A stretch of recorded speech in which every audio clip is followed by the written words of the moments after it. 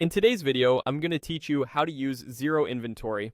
By the end, you'll know how to set up a stock tracked item so Xero can automatically update quantities on hand and post the right accounting entries behind the scenes.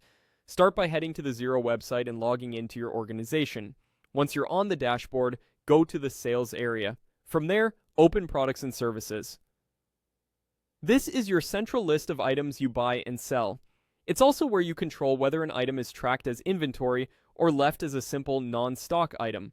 Click New Item to create a fresh product. You'll see a form with a few key fields. Begin with the item code. Keep it short, unique, and meaningful, something like a SKU or an internal reference. Codes make it easier to search and keep reports tidy, so avoid spaces and stick to a consistent format your team will recognize. Next, enter the item name. Make it descriptive enough that anyone creating a bill or invoice can pick the right item without guessing. You can include size, color, or model if that helps distinguish it from similar products. Now turn on Track Inventory Item.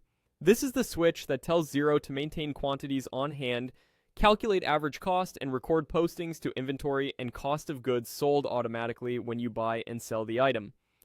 If this is a service or something you don't stock, leave it off. But for physical products, tracking is essential. Choose your inventory asset account. In many charts, this is labeled something like 630. Inventory, though your exact code may differ. This account holds the value of the items you own. If you're unsure which code to use, follow your chart of accounts or check with your advisor to keep financial statements consistent. Enter the cost price. Use your typical purchase cost, excluding tax.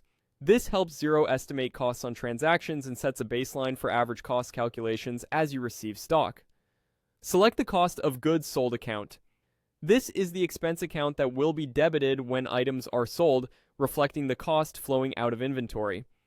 Pick the COGS account used in your business so your margins report accurately. When everything looks good, click Save. Your item is now ready, fully set to track stock levels and post to the correct accounts.